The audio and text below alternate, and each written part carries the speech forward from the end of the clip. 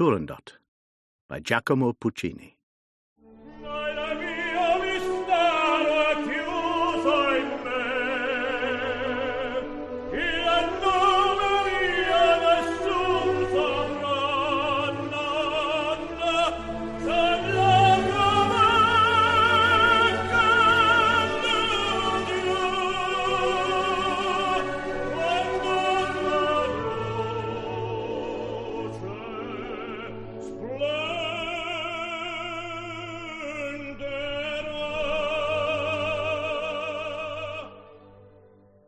That one aria has come to mean for millions the exhilaration of a three tenors concert. For millions more, the frenzy of the World Cup. And for others, the swan song of an entire art form. With Puccini's Turandot, we basically come to the end of a 300-year tradition in which opera had been both the defining art form of the tastemakers and also the popular entertainment of the people.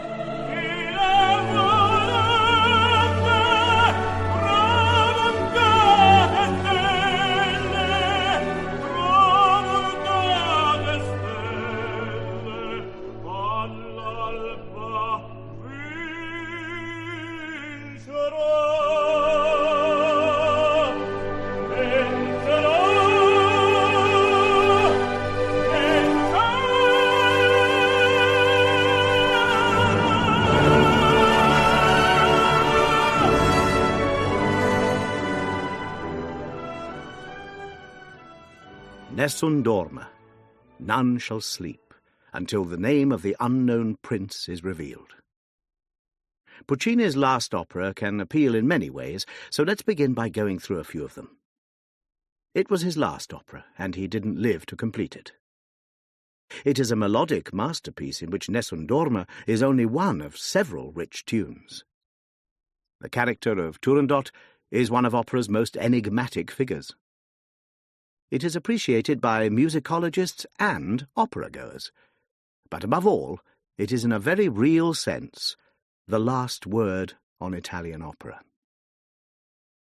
Opera started in Italy a little before 1600, developed in the 1600s with such composers as Monteverdi and Cavalli, and grew in popularity through the 1700s, spreading through Europe. The early 1800s produced the age of bel canto, with such masters as Rossini, Donizetti, and Bellini. The rest of the 19th century was dominated by Giuseppe Verdi, whose long career ran from his early pot boilers through the great middle period of La Traviata, Rigoletto, Il Trovatore, and Aida, to two culminating masterpieces, Otello and Falstaff.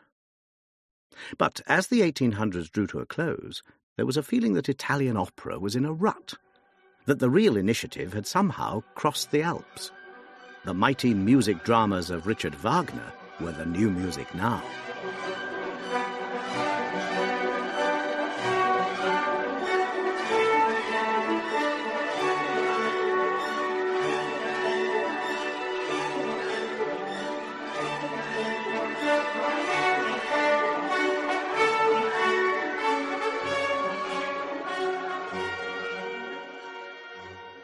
There is no room to properly define what an immense impact Wagner had on Western music, but in a few words, Wagner aimed to revive the concept of a complete work, a Gesamtkunstwerk, a piece of art that combined all the elements of Greek drama, words, action, music, chorus, in a seamless whole. This was an operatic world in which the old notions of aria, recitative, and set numbers played no part. The extensive and highly sophisticated use of themes, what Wagner called Leitmotifs, leading motifs, shaped and bound together such epic works as The Ring of the Nibelung, a cycle of 4 operas. The use of the orchestra, not merely to offer chum-chum accompaniment, but as a real protagonist in the drama, was a new and exciting element. In fact, it can be reasonably argued that from Tristan and Isolde onwards, the orchestra became for Wagner not a, but the protagonist in his dramas. In the late 19th century, an operatic movement known as verismo, true to life, began, encompassing operas that dealt frankly with the harsh realities of life. Bizet's Carmen of 1875 is a notable example from France. So what had Italian opera to offer in response to either Wagner or the raw energy of Carmen?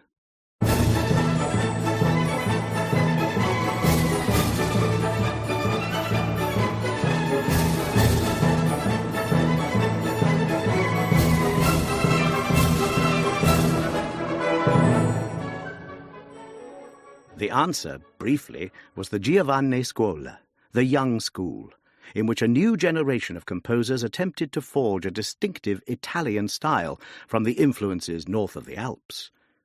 This led to brief but intensely effective melodramas, such as Mascagni's Cavalleria Rusticana, with its brilliant evocation of the passion and heat of a Sicilian village.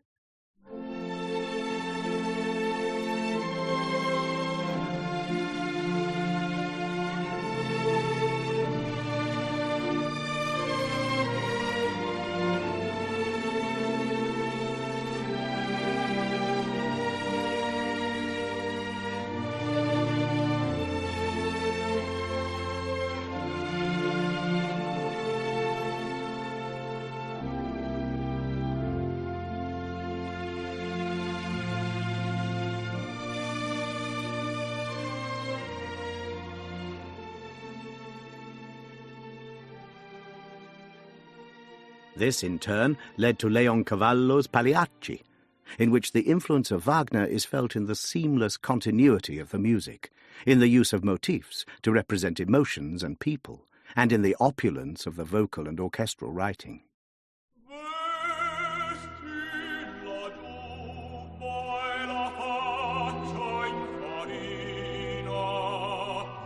La gente caga e rider vuole qua, e se al fil il va combina, ridi tagliaccia e ognuno capirà. But the Verismo movement they represented was a false dawn. The revival of Italian operatic vitality, which it promised, never really happened. It was also another sort of false dawn for the two young composers Mascagni and Leoncavallo, neither of whom were ever again to repeat their youthful successes.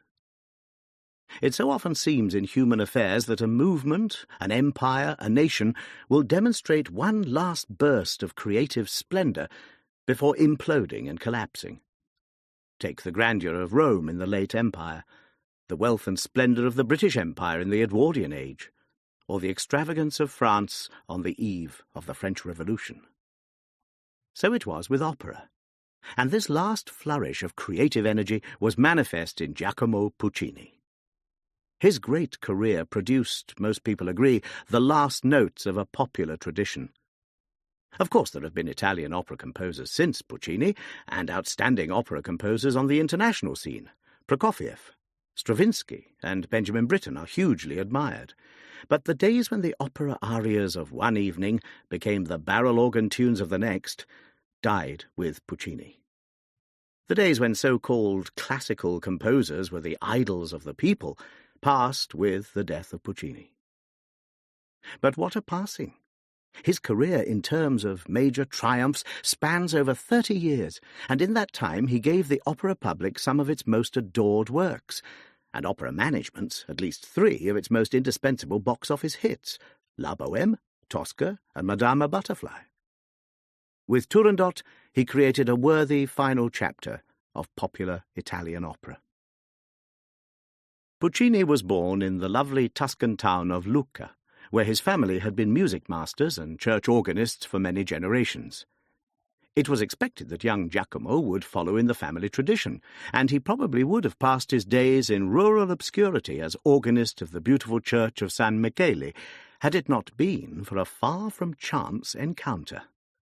It was with Verdi's Aida. In 1876, young Giacomo walked the 15 miles or so from Lucca to Pisa to attend a performance of Verdi's Egyptian opera. And that walk to Pisa was the boy's road to Damascus. The church would see him no more, and he was sent for training at the famed Milan Conservatory. Puccini, like most great composers, took time to hit his operatic stride. Verdi and Wagner tottered before they learned to walk, then run, and so it was with Puccini, whose first operatic efforts, Le Villi and Edgar, are only ever revived at festivals as curiosities. But with Manon Lescaut, he found his feet.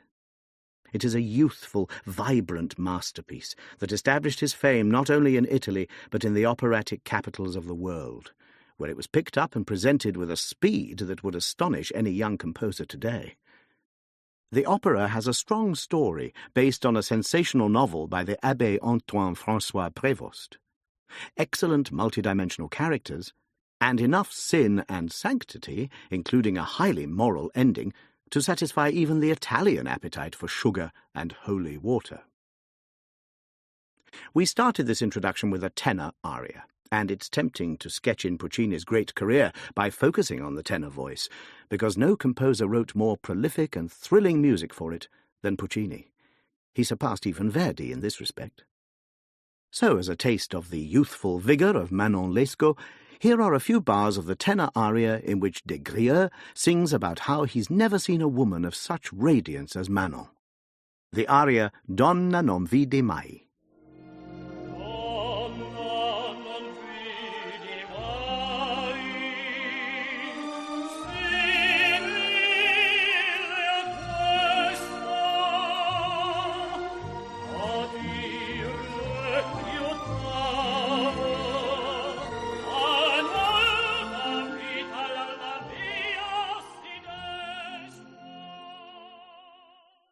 La Bohème is, of course, the tenor opera par excellence, and the ardency of Rodolfo's aria to Mimi at the end of Act 1 virtually encapsulates the appeal of this voice.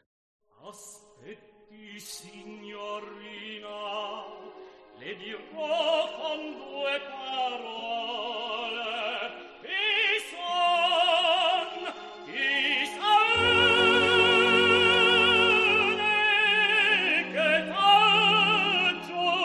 come vivo.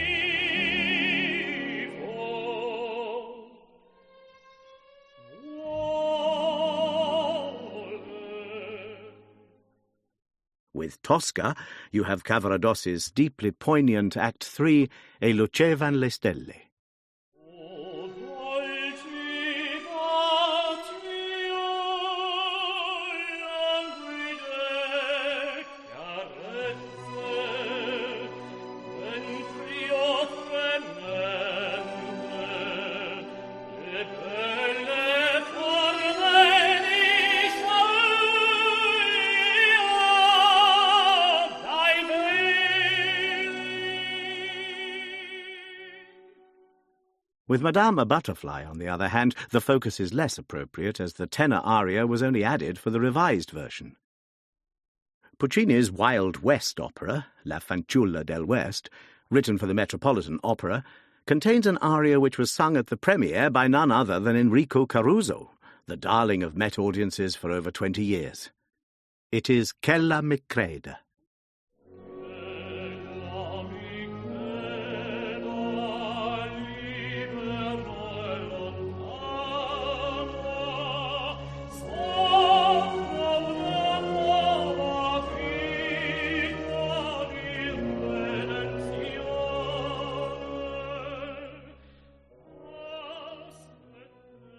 This very brief survey of Puccini's work now brings us to his final great masterpiece, Turandot.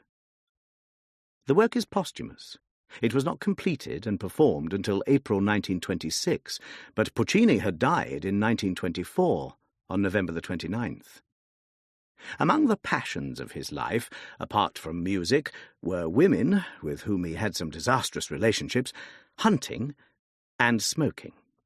It is probable that his lifelong devotion to cigarettes hastened the throat cancer that killed him halfway through the composition of Turandot's third act.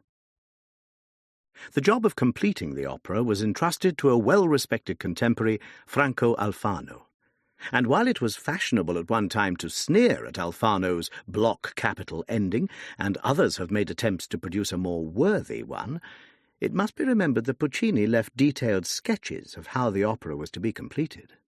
We shall be grateful to Alfano for an ending that has given pleasure to millions in the 3/4 of a century since Puccini died. Puccini took care to choose good topics for his operas, and made the lives of his librettists a misery until they provided exactly the right subject and the verses which would fire his musical imagination. He seems to have been greatly taken by the Chinese fantasy tale of the Ice Princess, who fatally attracts men, beheads them if they cannot answer her riddles, and who is finally thawed by the love of the unknown prince, Caliph.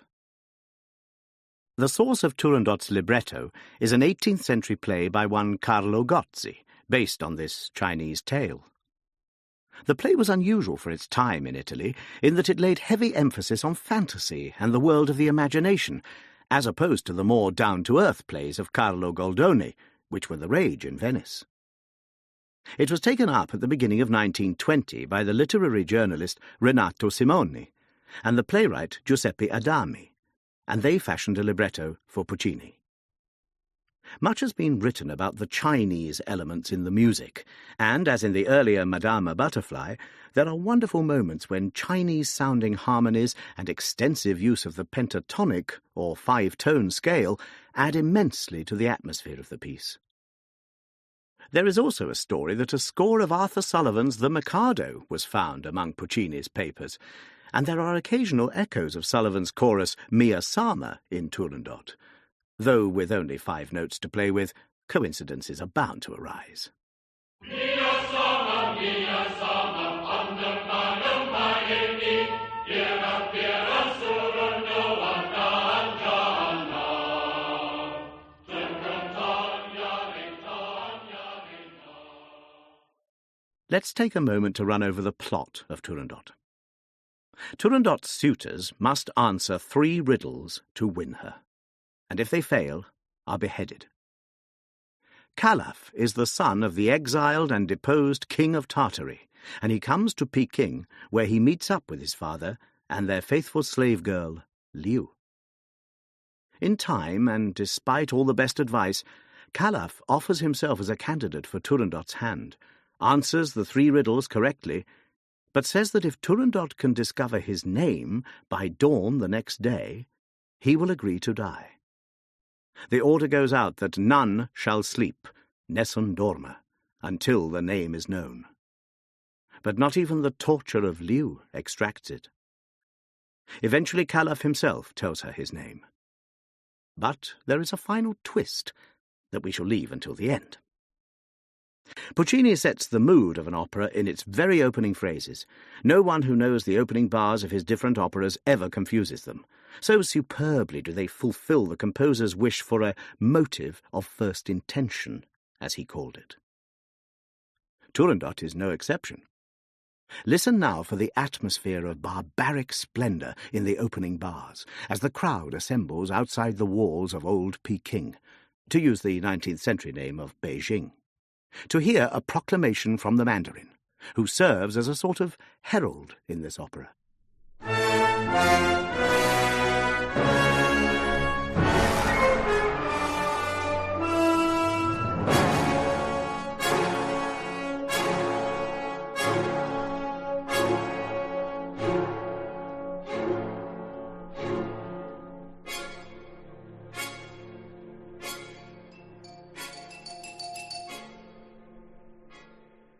You can also hear in that short extract several instruments from the formidable collection which includes xylophone, gongs, Chinese boxes, and every piece of exotica in the percussionist's armoury.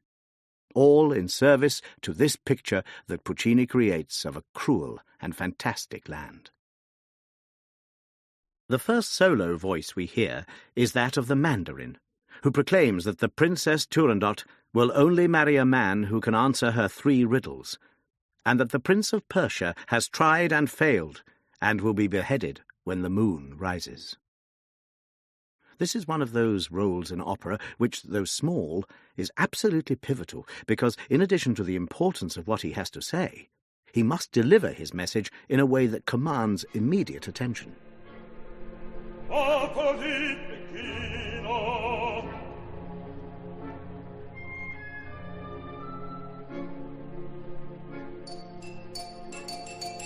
La legge è questa.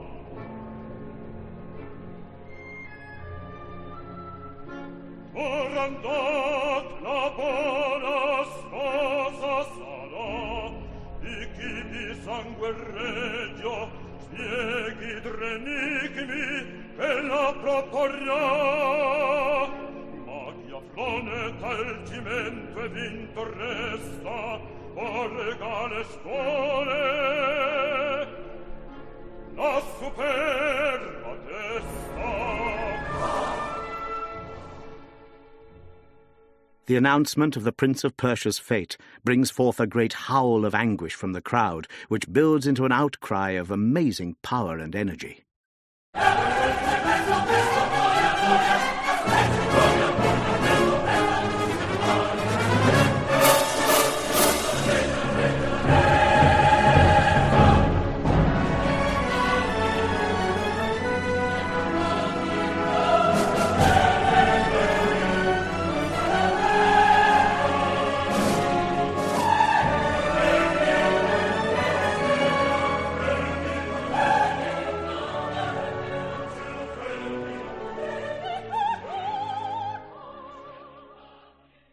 That solo voice you heard at the end belongs to Liu, the slave girl, who, some cynics say, is the only character in the opera of any real moral depth.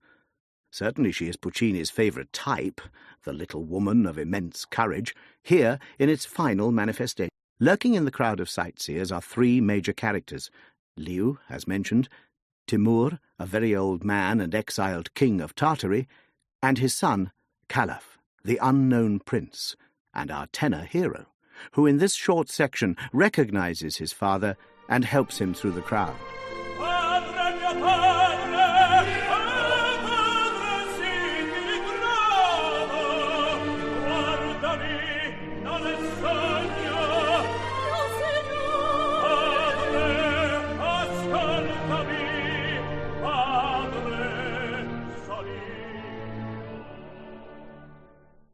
In this action-packed act, the next major incident is that the executioners arrive.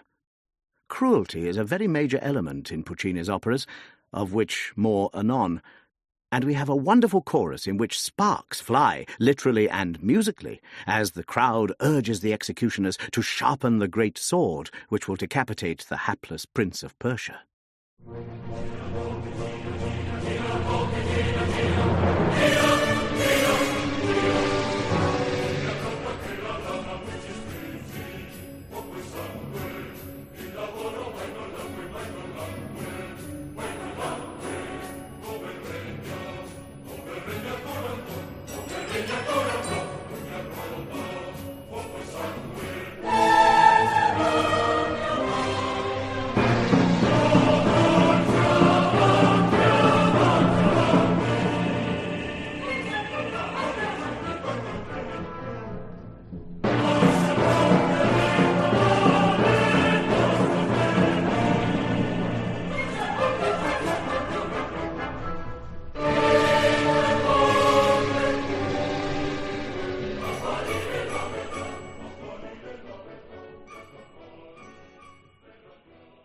Next, we have a moment of sheer magic as the crowd hails the rising of the moon. All Puccini's delicacy of touch and mastery of both choral and orchestral coloration is applied to this mystic moment.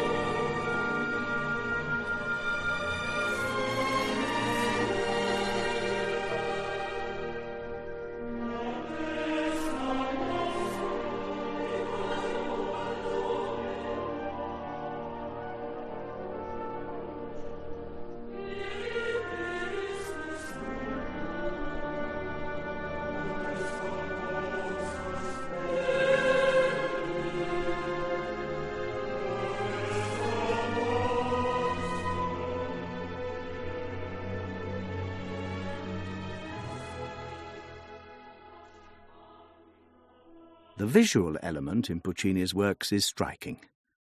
His sound world is vivid and colourful.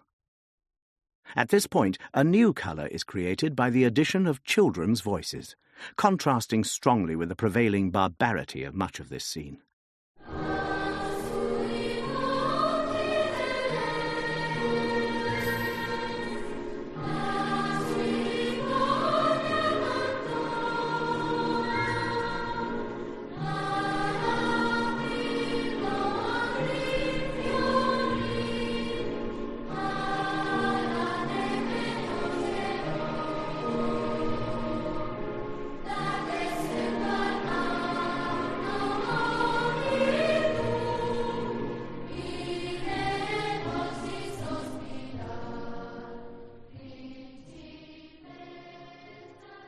The Prince of Persia now appears.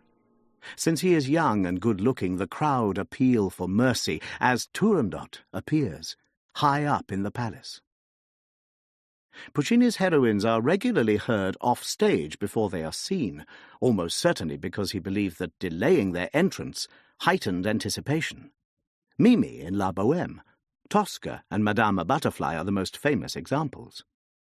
Here, though, we have an extraordinary twist to the practice, because Turandot makes a visual appearance halfway through Act 1, but doesn't sing a note until 2/3 of the way through Act 2. The orchestra, however, leaves us in no doubt that this is a person to be reckoned with. The chorus calls for mercy for the Prince of Persia, and Turandot gives the Chinese equivalent of the thumbs down.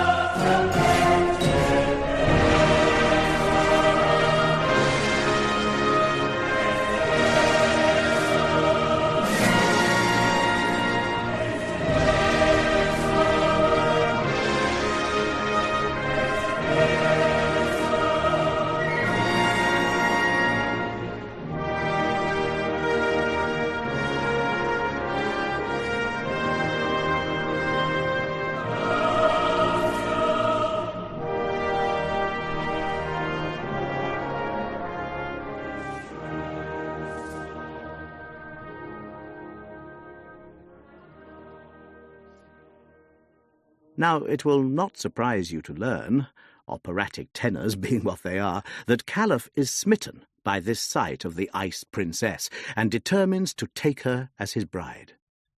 He is heartily discouraged in this potentially suicidal mission by his wise old father, Timur, and, more affectingly, by their faithful slave girl, Liu, who has been loyal to the father and devoted to the son through all the trials of exile. Between these family interventions we meet three wonderful characters. The court ministers engagingly named Ping, Pang and Pong. These three characters are the masks, or maschere, from Commedia dell'arte, transferred to China. They try, in music of great character and rhythmic verve, to dissuade Caliph from applying for the job of consort to Turandot. Pazzo va via! Go away, you crazy fellow, is the essence of their message.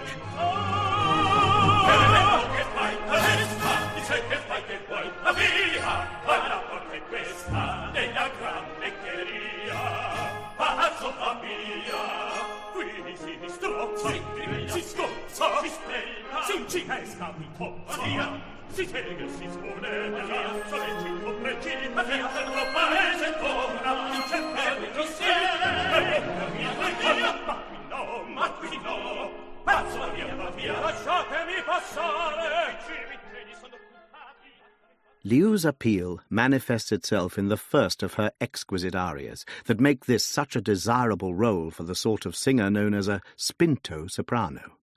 Spinto means spun, and the quality most required is that of spinning and sustaining a long vocal line, often, as here, an exquisite melody.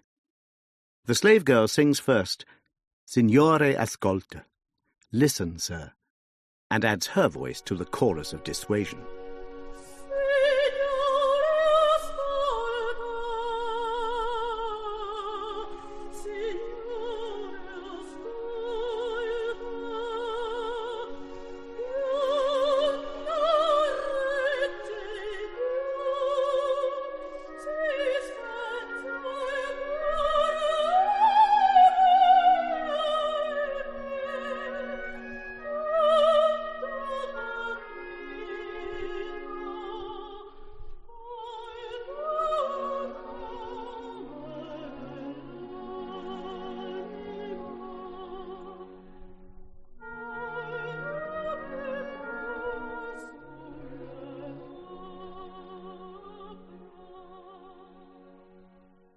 Caliph responds in a phrase of comparable beauty, praising Liu's fidelity and simple goodness.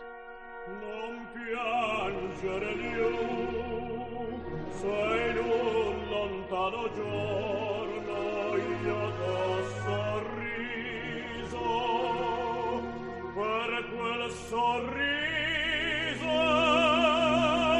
dolce mia fanciulla, m'ascolta, il tuo Signore sarà domani, forse solo l'agosto, non lo lasciare, andare via con te. Ultimately, Caliph's infatuation with the sight of Turandot and the attempts at dissuasion by his father, Liu, the three ministers and the chorus, all finds final expression in a huge and impeccably constructed ensemble that concludes Act 1. But persuasion is useless, and the wonderful rolling build-up to the act's conclusion culminates in the great gong strokes by which Caliph announces his candidacy for the hand of Turandot.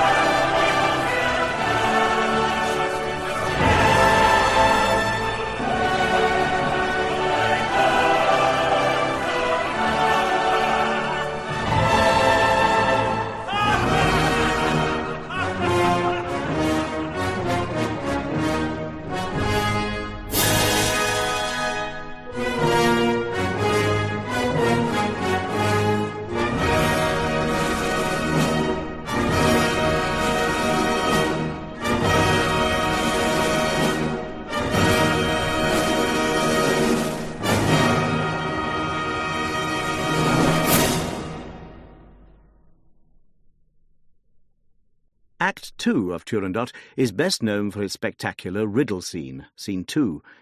But before we come to it, there is a lovely scene for Ping, Pang and Pong, the three world-weary court ministers, whose philosophical musings are a sort of calm between the storm we have just heard and the one to come.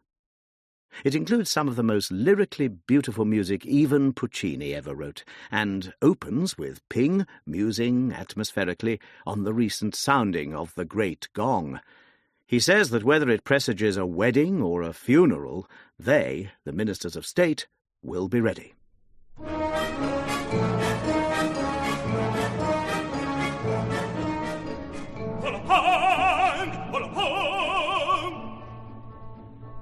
Poiché il funesto gong desta la reggia e desta la città, siamo pronti ad ogni evento. Se lo straniero vince per le nozze e se gli perde per seppellimento. The other two echo him. I'll prepare a wedding, sings Pong, and I a funeral, sings Pang. Io preparo le nozze ed io le sequie, le vostre lanterne di festa, le bianche lanterne di lutto, Vincenzi e le offerte, monete di carte adorate.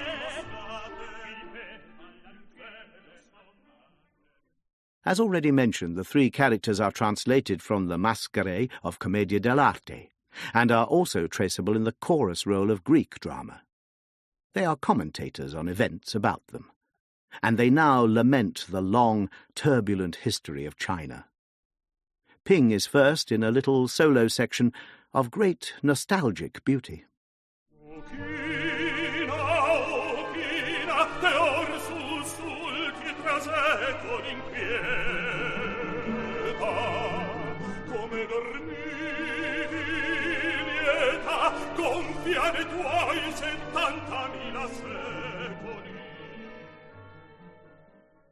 And as they sing about the present trials, they have a tender and melodic burst of lyricism, the distillation of Puccini's art.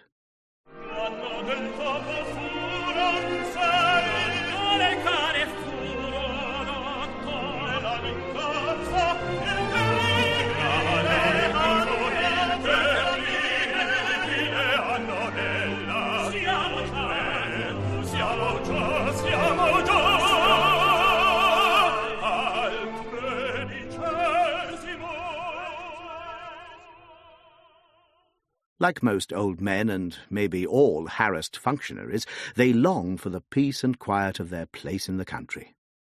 Ping tells us he has a house in Honan, all surrounded by bamboo, where he longs to spend his time among his sacri libri, his sacred books. The others echo these sentiments.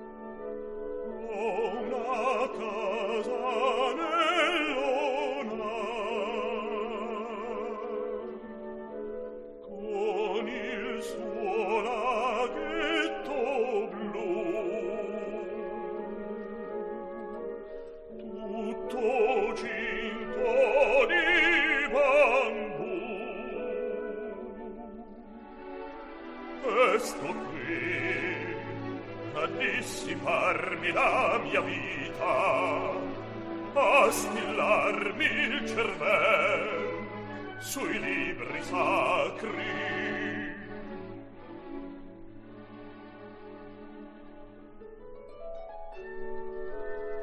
Sui libri sacri, sui libri sacri. But we must move on to the riddle scene, which really is the core of the matter. To get from scene 1, the intimate musings of three old gentlemen, to scene 2, the glittering court of the old emperor and his ice princess daughter, requires a transition, and Puccini rises to the occasion with a magnificent orchestral section, which, in addition to allowing time for the scene change, brilliantly sets the new mood. Let's pick up where Ping, Pang and Pong are noticing the arrival of the crowd and are commenting on how the trumpets and drums dispel the peace and quiet. Nel sogna e il palazzo già formicola di lanterne, di servi, di soldati, udite il gran tamburo nel tempio verde, già stridono in fili che ciabatte di Pechino. Udite le trombe, alto che pace, a inizio la cerimonia. Andiamo a goderci l'ennesimo supplizio. Listen for the amazing battery of percussion instruments which form the transition into the great riddle scene.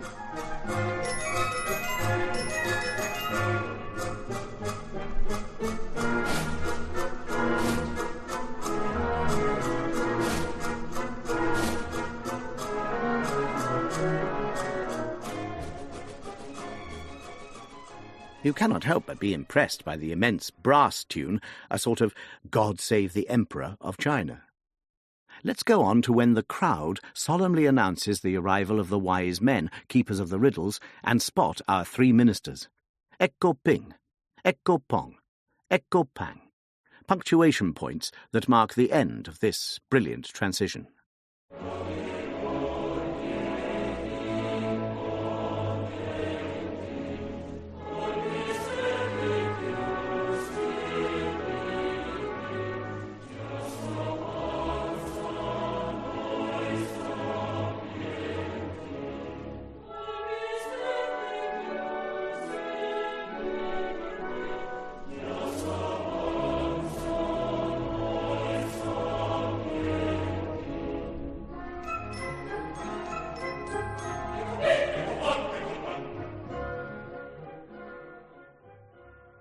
High up in the scenery, like an ancient cuckoo in a very ornate clock, sits the Emperor Altum. a role usually given to an old tenor, whose croaky tones show the world-weariness of the old man, as even he tries to dissuade Calaf from taking the riddle test. "Basta sangue! Enough of blood," he sings. But Calaf is determined to try to answer the riddles. Un giuramento atroce mi costringe a tener fede fosco patto, e il santo sceltro ch'io stringo ronda di sangue.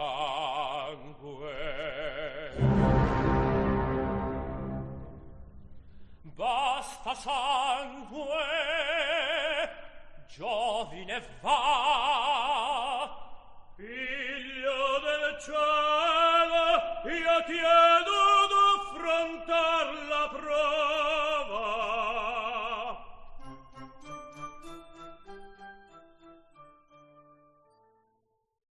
Delicacy and barbarity are again wonderfully mixed in this scene.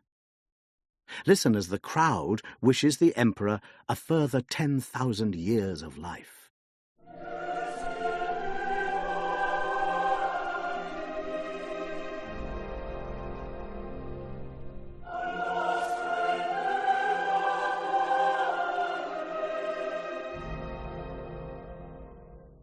We can pass over the part where the Mandarin repeats his Act 1 announcement that he who answers correctly the 3 riddles will win the hand of Turandot, and he who does not will pay with his head.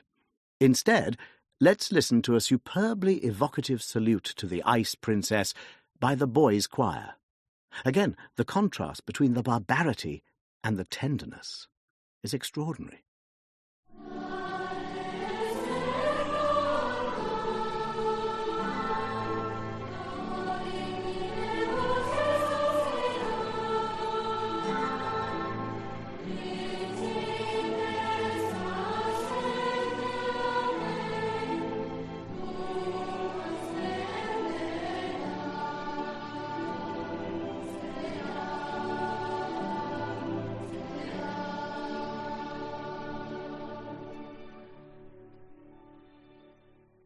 How intriguing it is that we are now past midpoint in the opera, and we have still not heard a peep out of Turandot, who is, after all, the title character.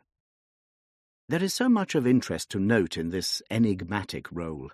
It is one of the shortest leading roles in any opera, yet it is one of the most exhausting. How come? Because when she does sing, it is almost always at full volume over a huge orchestra and sometimes a chorus as well. It is also one of the most taxing roles because what singers call the tessitura is so high, meaning that the vocal line lies at a high pitch. It is one thing to pop off the occasional high note, but it is quite another and infinitely more challenging to be constantly singing at the top of one's range. So there are usually only a handful of singers with the vocal power and the stamina to tackle this Everest of the Italian dramatic repertory. Her calling card is the immense aria In Questa Regia. Immense because its power and intensity deliver a huge emotional punch, and it gives rise to one of the most notoriously competitive soprano-tenor duet sections. Duels might be a better word. The aria begins with the princess high above the crowd, intoning the opening phrases over a glacial accompaniment to explain that in this kingdom, in Questa Regia, 1,000 years ago, a dreadful cry rang out, and that cry is embedded in her soul.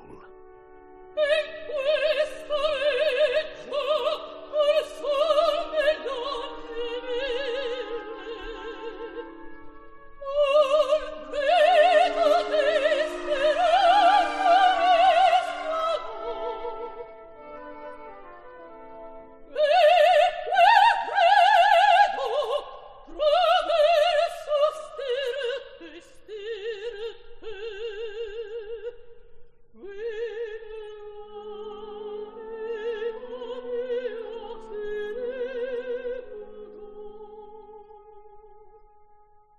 Next, she tells us that her distant ancestor, the Princess Lao Ling, lives on in her.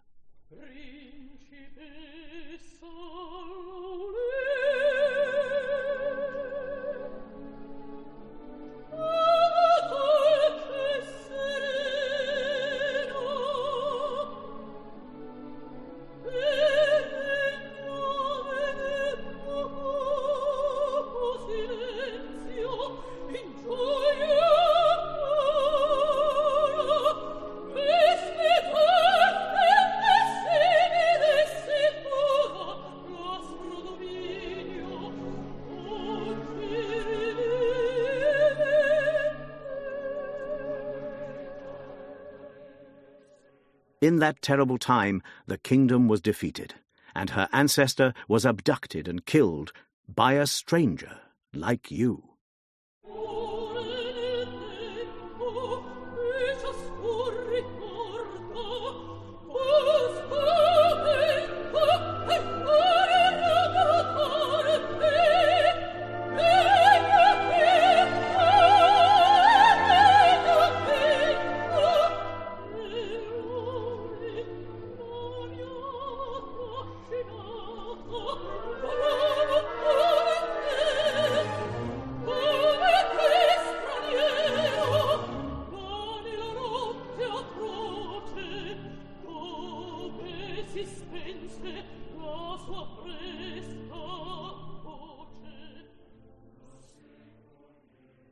These various pronouncements are punctuated by dark mutterings from the chorus, and she comes to the point where she tells how caravans of princes have travelled to claim her hand.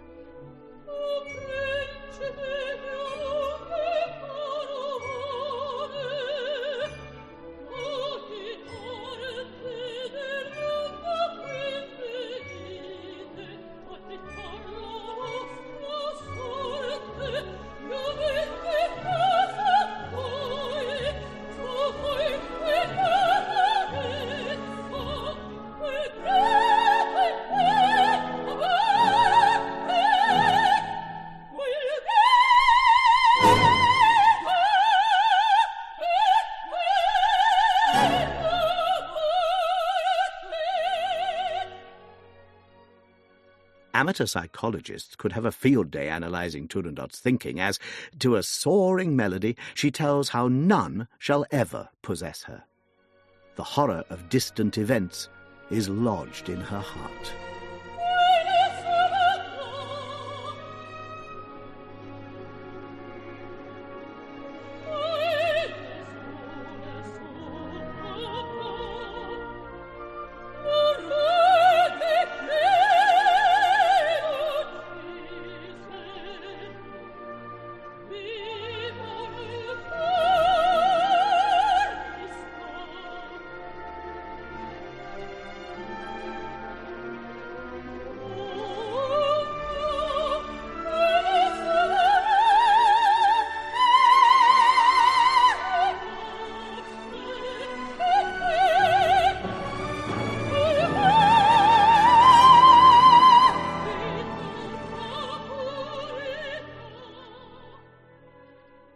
And then the terrific climax of the aria is reached as she cries, "Stranger, don't tempt fate. There are 3 riddles, and one is death. Le enigme sono 3, la morte è una." And Caliph responds, "No, there are 3 riddles, and one is life." You need to hear this whole exchange uninterrupted as she hurls the warning at Caliph. He turns it back on her by skillful wordplay, and, a masterstroke, the pitch becomes higher and higher, brilliantly heightening the tension.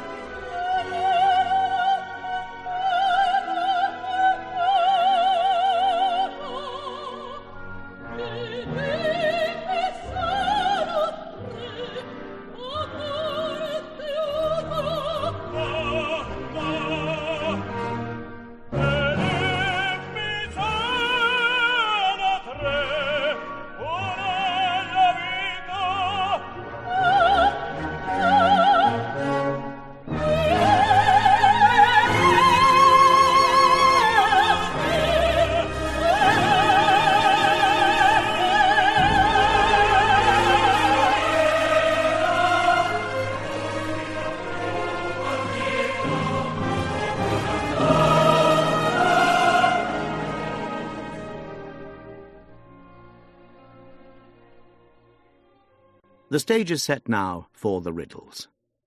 So let's take time to hear Turandot pose the three of them, and Calaf reply. First riddle.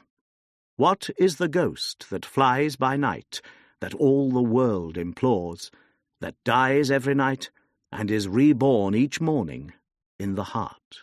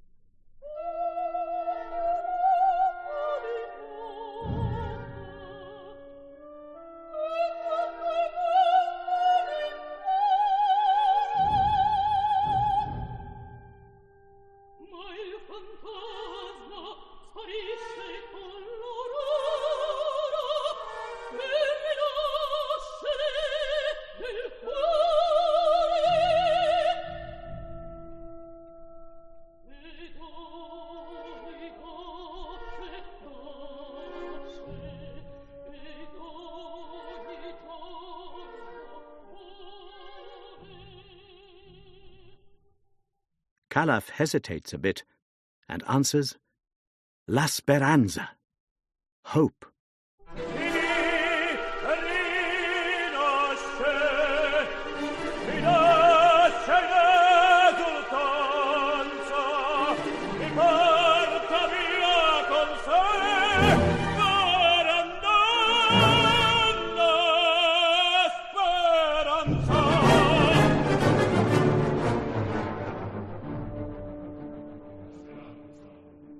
Next she asks, what is it that darts like a flame, but is not fire? When you die, it goes cold, but if you dream of conquest, it becomes hot.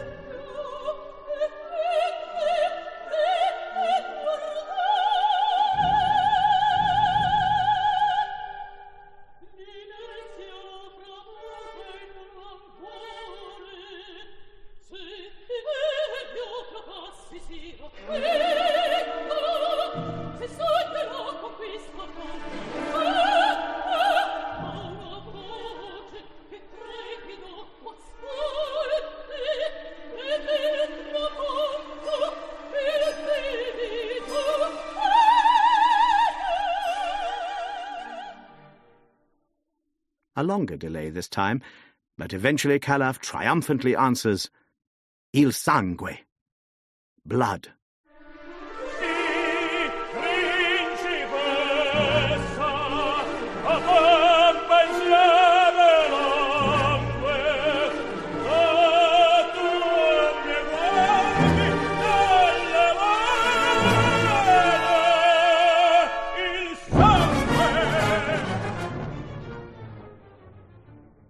Turandot advances downstage now, obviously concerned that he has correctly answered 2 out of the 3 riddles, and poses the final one through gritted teeth.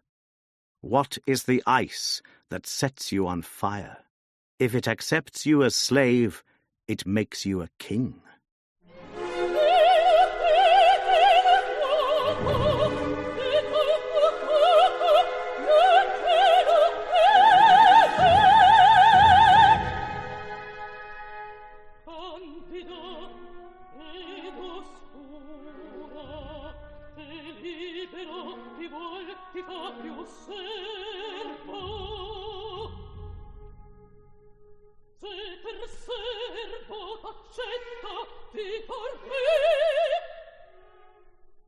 Calaf takes longer on this one, and Puccini masterfully builds tension as Turandot sneers at his hesitation. Finally he answers, Victory is mine. my love will thaw you? The answer is Turandot.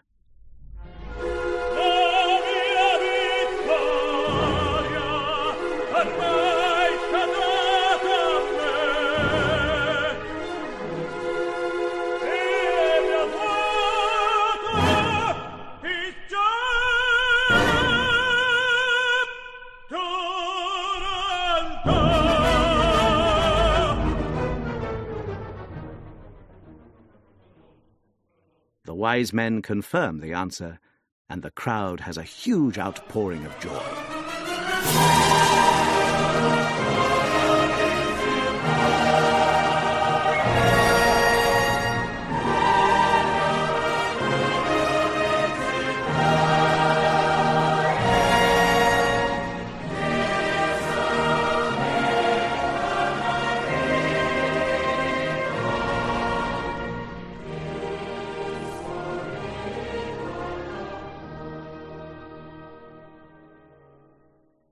There is a somewhat unsavoury incident now as Turandot turns uncharacteristically kittenish and asks her father if she can get out of the deal. He tells her the oath is sacred. The crowd backs Caliph, and we have a powerful ensemble, vocally demanding for Turandot. As all these mighty voices roar, her voice must cut through the sound like a laser beam, with maybe the definitive statement of the Turandot theme, only to hear Caliph's further protestations of love. It is thrilling musical theatre.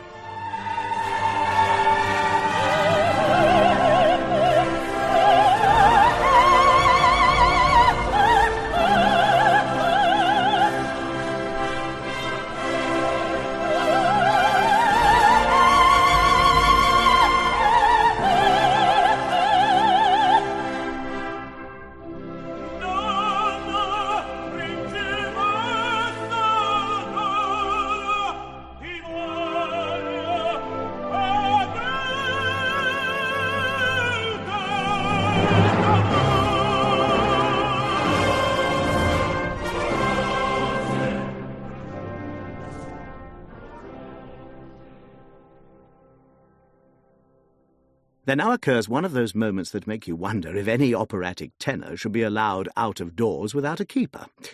Caliph sings that while she has posed 3 riddles, he will ask only one. What is his name? If by dawn you can discover my name, the deal is off, and at dawn I shall die. All'alba morirò. What makes this among the most exquisite moments in the opera is that as he says these words, stealing up out of the orchestra comes a wonderful pre-echo of the Nessun Dorma tune. And in the words, All'alba morirò, at dawn I'll die, a pre-echo of the climactic words of that great aria, All'alba vincerò, at dawn I shall conquer.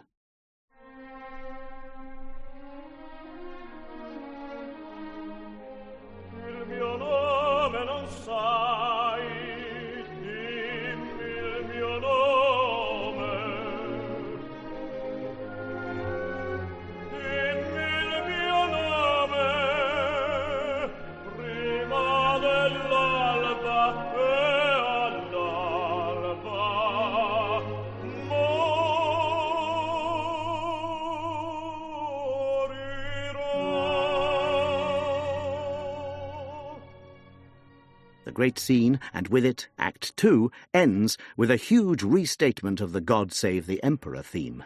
As trumpets bray, gongs are bashed, banners fly, and all the barbaric majesty of the Oriental court is brilliantly depicted by the master colorist of the opera house.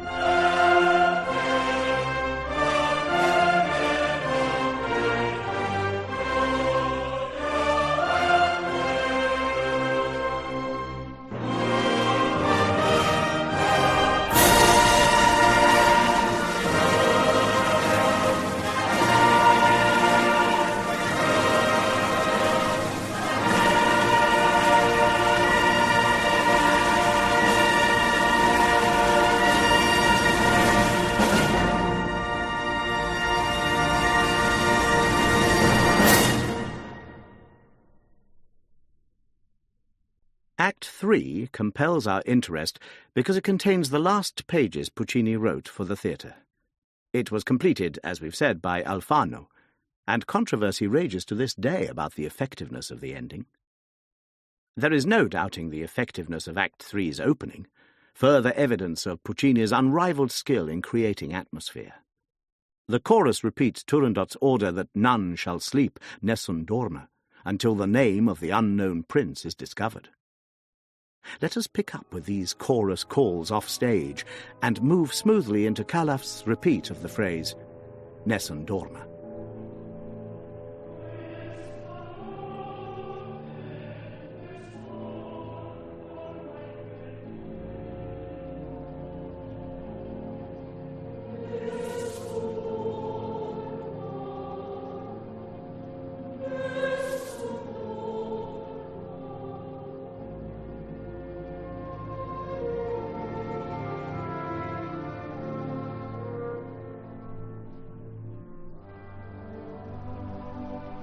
Nessun dorma, nessun dorma. Since this has become, in the last 20 years, thanks to the World Cup and the 3 tenors, probably the best-known aria of them all, you would hardly think it needs explanation, but it should still be given some attention.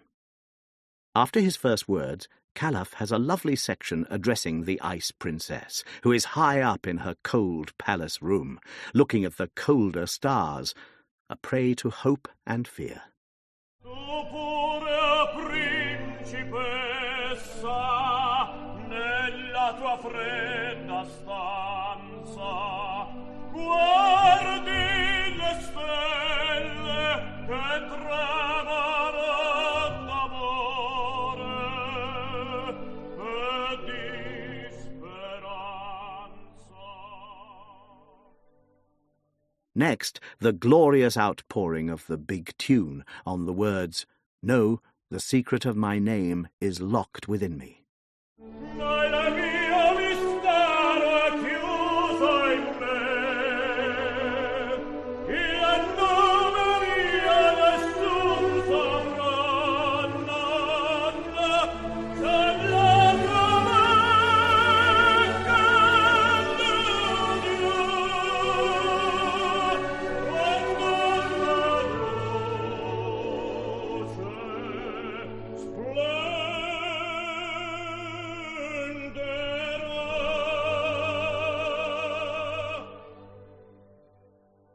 The aria now presents a second melodic strand, as Calaf tells how his kiss will break the silence. The women's chorus off stage has a wonderful, shimmering echo of the main melody, before the tenor launches his final great assault with an echo of his former remark, "All'alba morirò," this time, "All'alba vincerò." At dawn I shall conquer. ed il mio bacio scioglierà il silenzio e ti fa mia.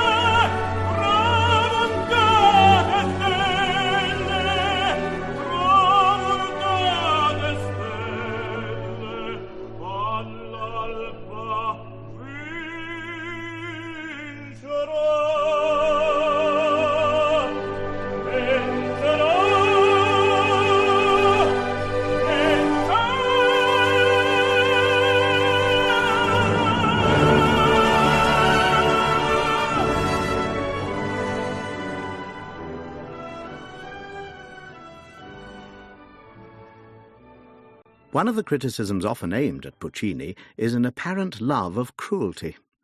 Certainly the graphic evisceration of Madama Butterfly and the extended torture of Cavaradossi are not to all tastes. Turandot, the opera, is worse. It has an extended torture scene, as first the ministers and then Turandot try to extract from poor little Liu the name of the unknown prince. Ping's explanation to Turandot that even torture will not extract the secret is preceded by another bold statement of the Turandot theme.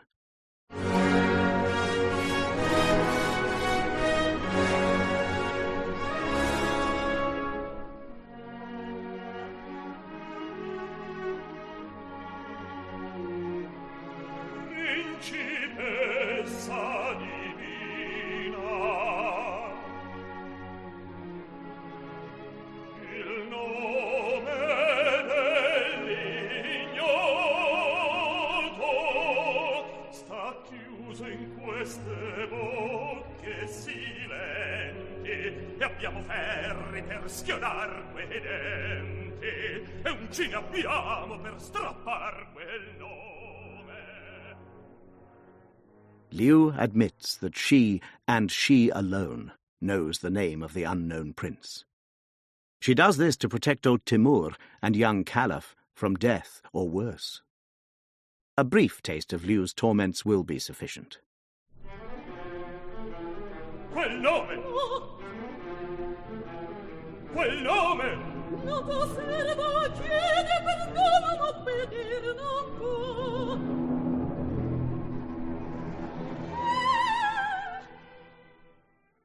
Liu's only reward in this world is an aria of exquisite beauty as she addresses Turandot with the words, "Tu che di gel sei cinta," your heart is as cold as ice. It is interesting to note that this tune is based on the pentatonic or five-note scale we looked at earlier. Orientalism in direct service to the drama.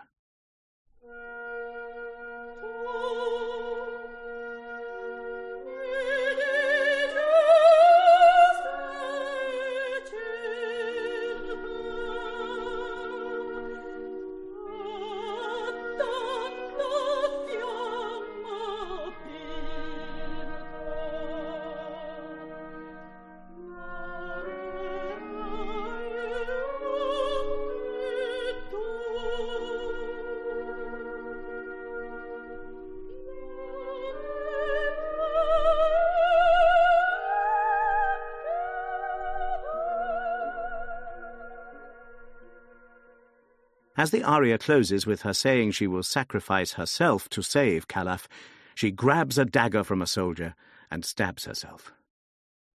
There follows the long funeral procession of Liu, the last of Puccini's self-sacrificing Little Women, and with it, the last pages Puccini wrote for the stage.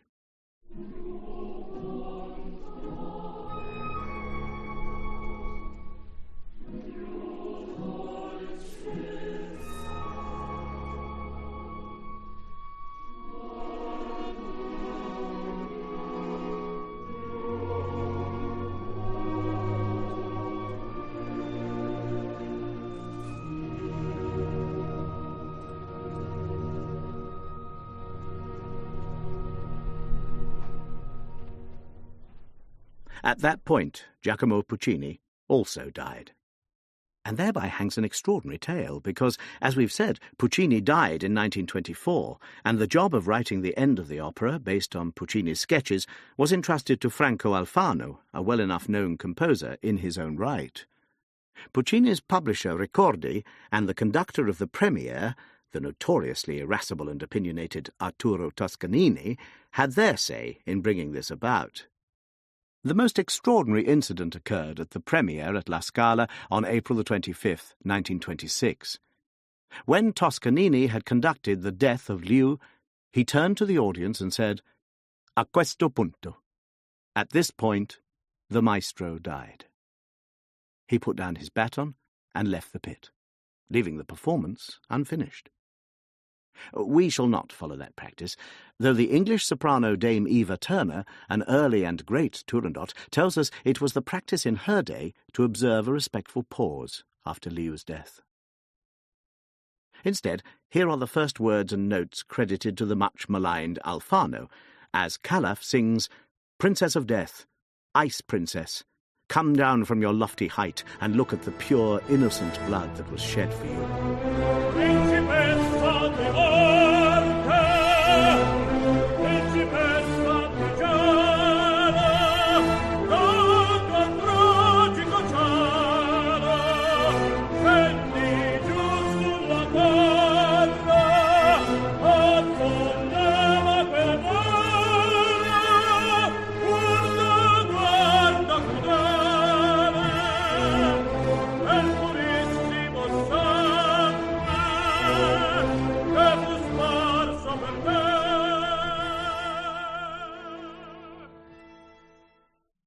in the long duet that follows, Calaf will effect, through the ardency of his love, a defrosting of the ice princess.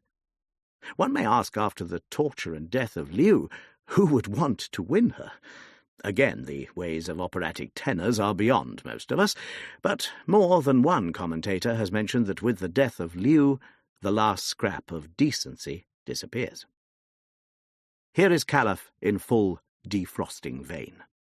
Having grabbed and kissed his intended, he addresses her as his morning flower, already beginning to faint under his embrace.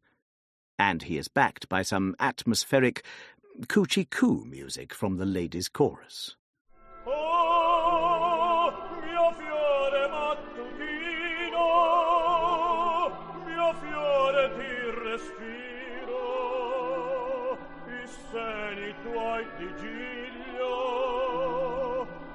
treman sul mio petto, se ti sento mancare di dolcezza, tutta bianca nel tuo manto d'argento.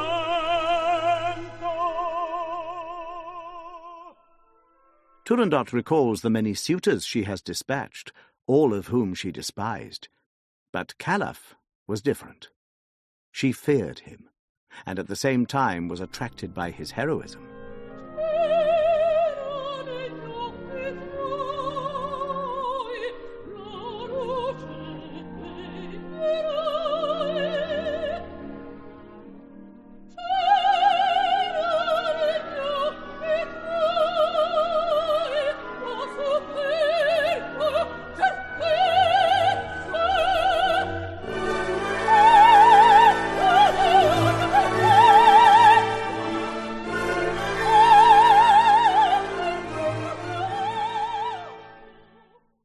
She urges him to leave and take his secret with him.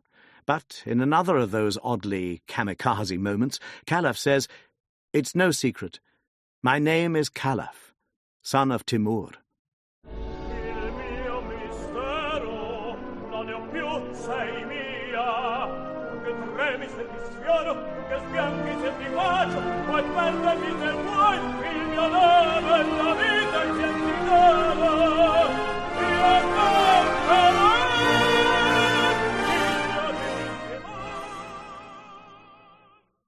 There is a final section of highly competitive singing leading into another of those great transitions from a relatively intimate scene, if you can call anything involving Turandot truly intimate, to something far more full-bodied.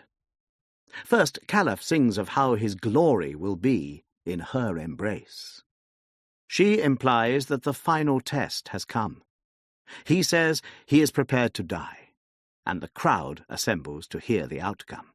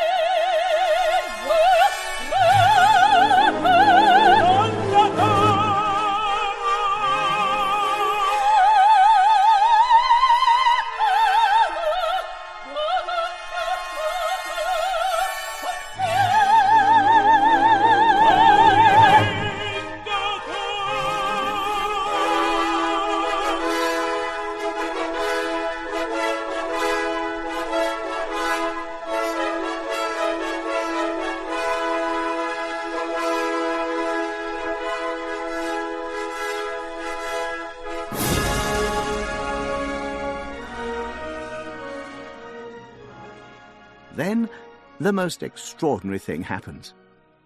Turandot announces that she knows the name of the unknown prince.